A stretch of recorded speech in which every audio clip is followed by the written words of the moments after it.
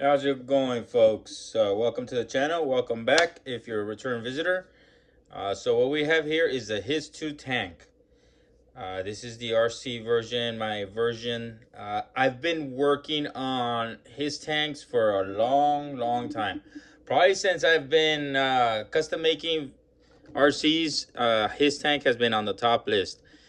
It's such a weird design of a tank, but that's in keeping with, of course, the Cobra world of funky sci-fi vehicles.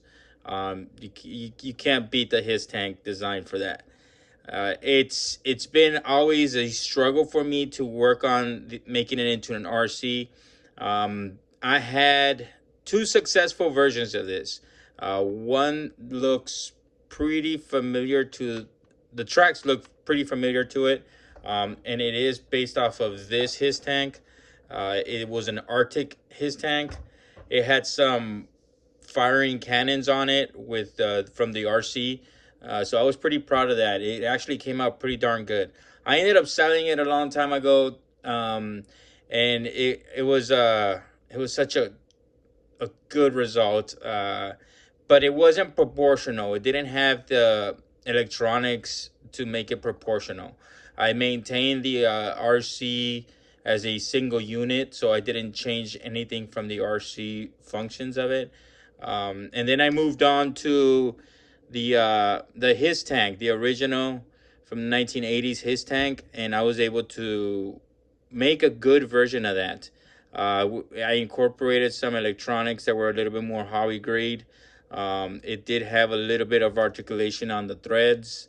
It still wasn't a stable platform, but if you folks get a chance to watch that video, take a look at it.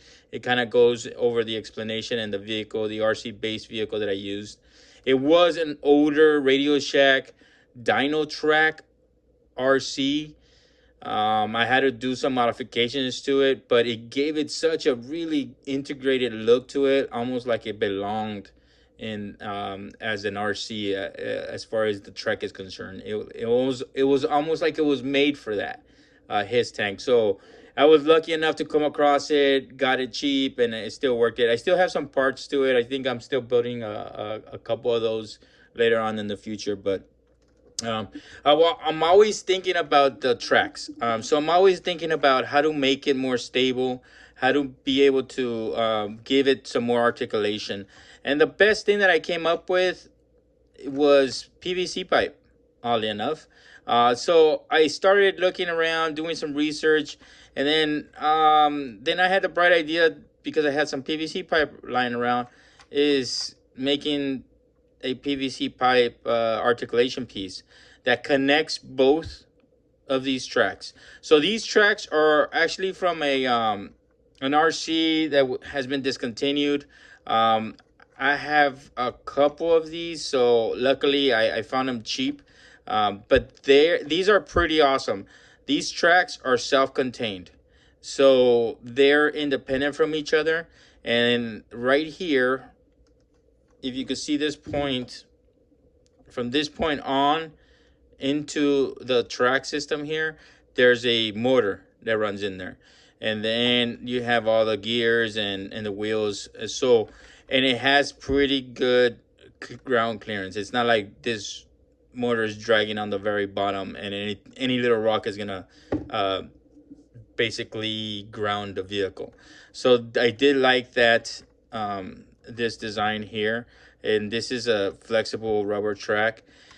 It has that shape. It definitely has that HISS tank forward weird track looking thing. Right now, I believe this track is also being sold on Amazon. It's got an attachment of a shooting element on top, and it's running about $70-$80. Way too expensive for my R&D kind of situation. It looks to be like the same track. You can't really quote me on that one, because I can't really tell the size of it. It doesn't have any reference pictures to any kind of, like a Coke can, a ruler. God forbid somebody puts a ruler into a picture, right? But they don't think about that stuff when they're selling it.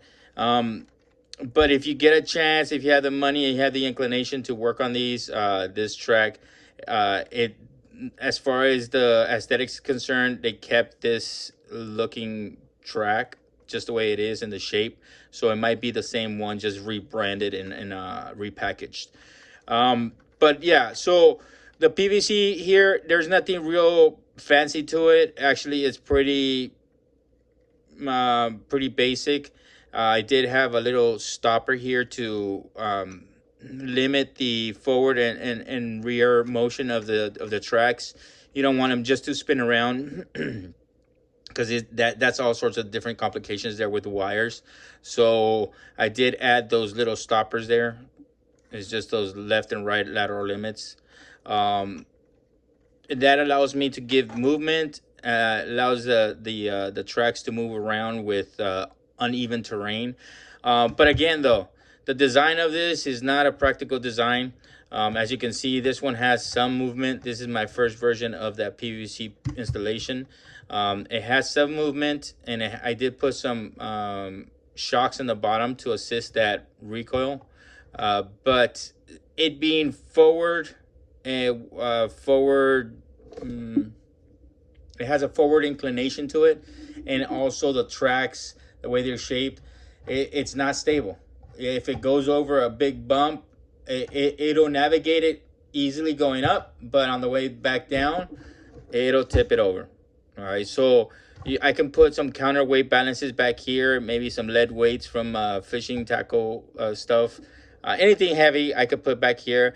I've also worked with the design of putting the battery back here. But as far as the electronics is concerned, I mean, this is pretty basic. I mean, you don't use a lot of space. So there's a lot of things that I can do with this particular variation of it. I mean, there's not too many mechanics. It's stripped down, bare minimum. And everything that's workable is pretty much self-contained in this piece. That allows me to keep the function of the original vehicle. The cockpit isn't compromised. Just because of the design, they incorporated this rear compartment for the extra figures. They incorporated it into the body, so it's not separate from the body chassis. So these parts are actually glued to this. So where it would slide out, now it doesn't, but it's not really compromised.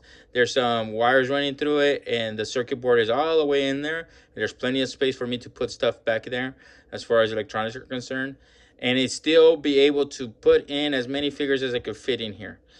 So you could have some bats back here, some Cobra, shock troops back here. So you still have a lot of space here. The turret, I mean, you can't go wrong with the turret as far as the original turret is concerned. But I have been playing with the idea of repurposing this area, moving the turret back, and then using this turret here. This turret, I think, would be a little bit more compatible with the design. I'm also working with these rocket pods. These rocket pods are actually shoot. They are electronic. I just have to add another RC part to this, which is an electric speed controller that might be able for me to incorporate it into the RC. This is a unique RC. As you can see, it's more like a pilot joystick type of RC. I'm still working out whether I'm going to use this or not. I like the design. I like the way it looks. It just gives it a cool looking feature to it. As far as the electronics are concerned, they're not toy grade. So these are proportional. The speeds are proportional. Steering is proportional. They're hobby grade RC parts, electronics. I'm sorry. The tracks themselves, you can consider these tracks to be toy grade. All right. The build itself, of course, it's a custom. There's a lot of things that I can do with this and with this. So it's a work in progress. If you folks are interested in building this, it's not too difficult. If you slow down the video, you can see what's going on here. Super not complicated. It's just about calculating your distances from this length, what you want it to do, and then incorporating those distances into something that you need to cut down as far as this is concerned. So I can make this wider, shorter, skinnier. So this is very versatile here. It's just about finding that track, and once you find that track, you're halfway there as far as parts are concerned. Um, Highly recommend this toy. I'll try to get the name of it. I'm horrible with plugging in the links, but I'll get you the name. That way you can search it, and you do a broad search um, per the name, the listing of the name, and then it should direct you towards that Amazon vehicle that I'm mentioning. Um, Folks, this is a long time project. This is I this is one of those things that I'm constantly working on and revising. And so, like I say, I think it's been about, I want to say, between 10 and 8 years that I put out that HISS tank, and then another probably 2 years since I built the HISS one tank. So this is my pride and joy. If you folks know of anything as far as to make this stable, besides putting that weight in the back, if you know of any kind of tricks that I don't know of, or if you've seen any other custom makers that I haven't come across that have fixed that conundrum, the balancing thing about the HISS tank, then let me know. Put it in the comments, and I would appreciate any kind of input on that. As far as the color is concerned, the color scheme, I did go with the black. I think it's in keeping with the red, that red highlights. Except that this black, I'm not too sure if it's the paint that I use or whatnot, but it's a magnet for dust.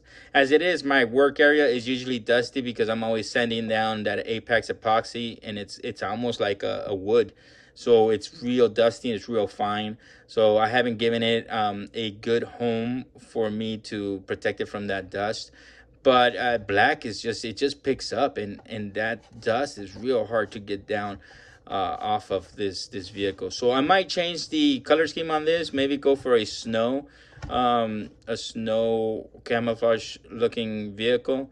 I think it would look great with my snow customs that I'm working on, which is, I'm actually working on a few new ones that I'm pretty excited about. I think I have all the parts where I could start working on those.